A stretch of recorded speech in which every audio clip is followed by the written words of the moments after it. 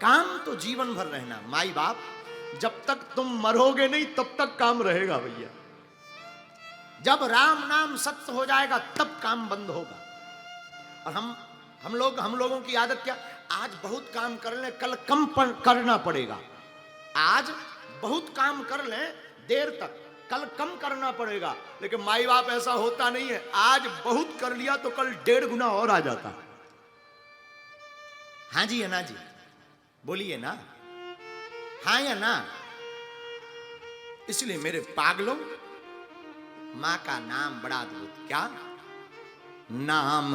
उमा, नाम उमा, अंबिका भवानी, सुंदर सहज सुशील सयानी, नाम उमा।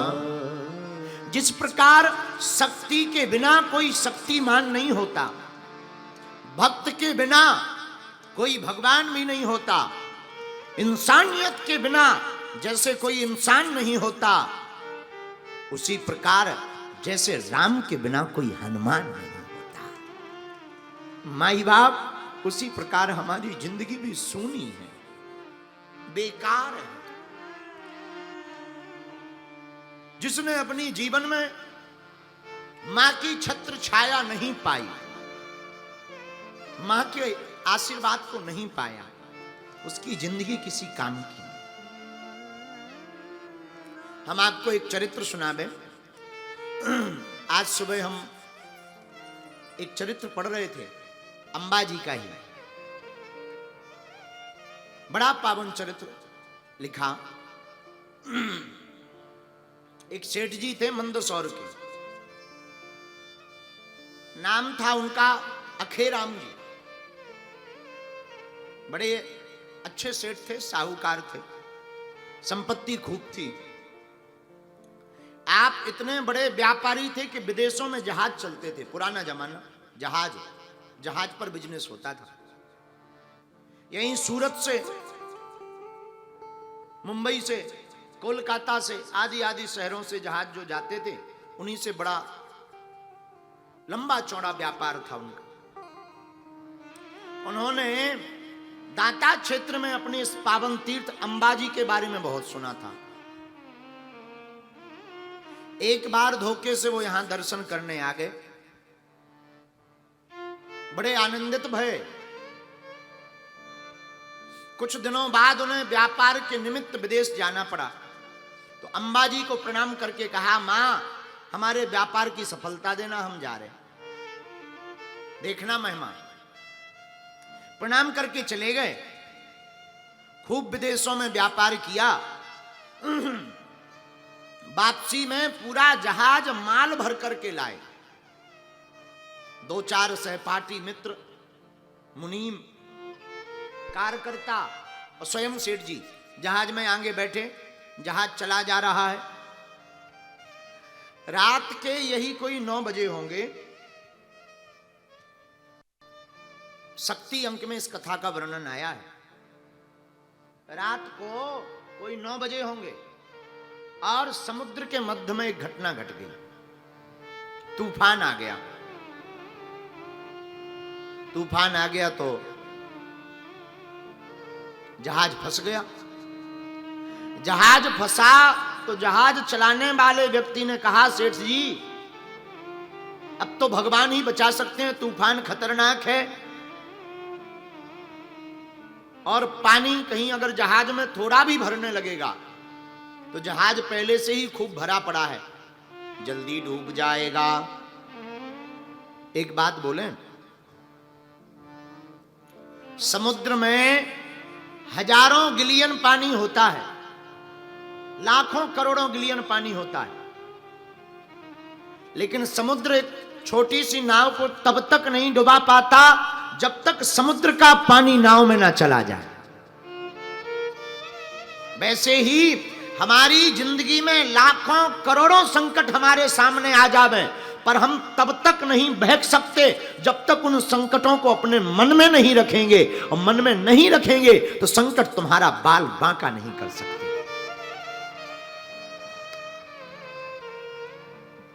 तो वह डरने लगा।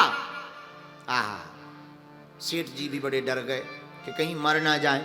इस दुनिया में बड़ी आफत यह है कि कोई मरना नहीं चाहता। और हद मजे की बात यह देखना कि दुनिया में कोई मरना नहीं चाहता, पर मरना सबको है। बूढ़े आदमी से भी पूछो, 86 साल का बुढ़ा हो, 80-85 साल पार कर गया हो और मर रहा हो, एकदम बिस्तर पर पड़ा हो, उसके पास भी जाओ, हाथ जोड़ के कहते हे भगवान हमें बचाओ।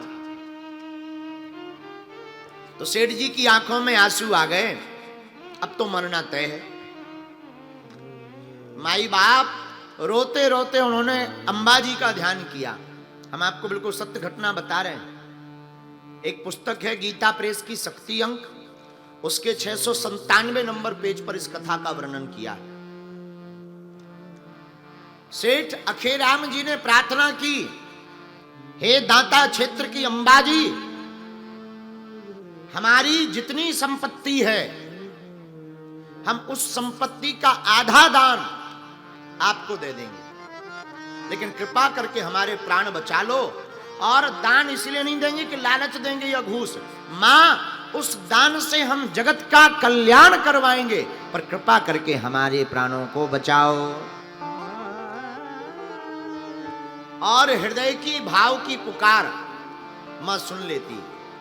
माई बाप बेटा कैसा भी कपूत होवे, कभी उसने स्तुति ना की हो, कभी उसने प्रार्थना ना की हो, कभी उसने ध्यान ना किया हो, कभी जप तप ना किया हो, लेकिन कोई हृदय से पवित्र भाव से मां अंबा को जो पुकार लेता है, मां सभी नियम तोड़ करके उसकी लाज बचाने चली आती है।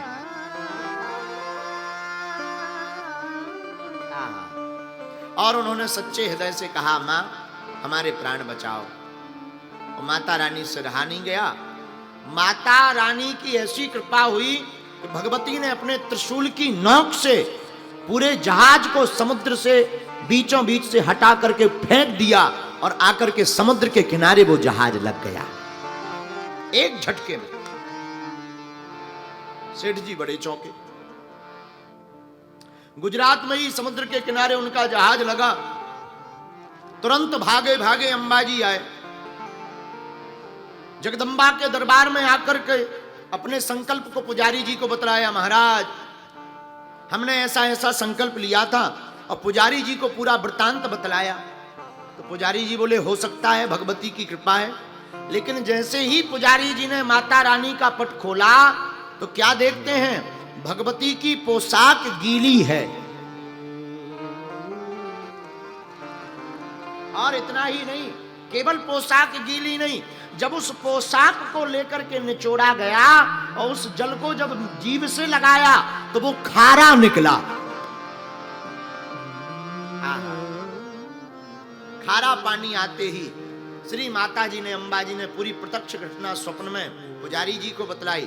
पुजारी जी बड़े प्रसन्न भये और सेठ अखेराम जी जय जयकार करते हुए अपनों घर को गए और उन्होंने माता रानी को भेंट चढ़ाई और भगवती को भेंट चढ़ा करके पूरा जीवन भगवती के चरणों में समर्पित कर दिया।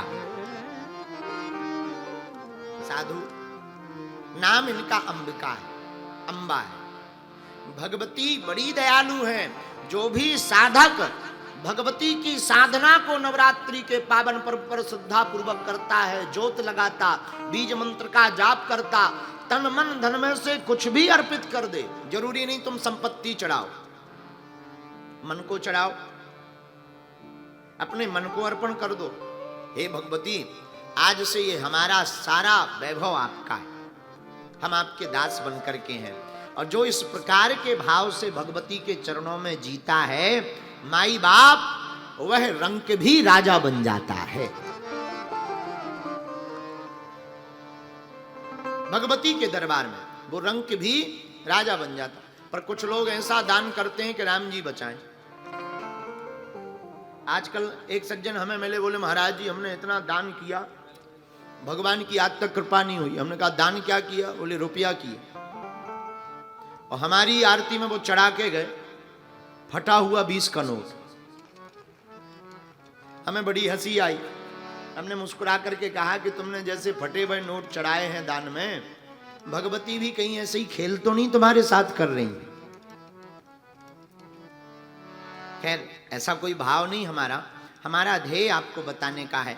जरूरी नहीं कि आप धन चढ़ाओ, हमारा भाव ये है कि भगवती के सामने, जब अंबाजी के सामने आप दर्शन करने जाना तो कहना, माँ हमारे पास और तो कुछ नहीं, आज से हम ही तुम्हारे चरणों में समर्पित हो गए।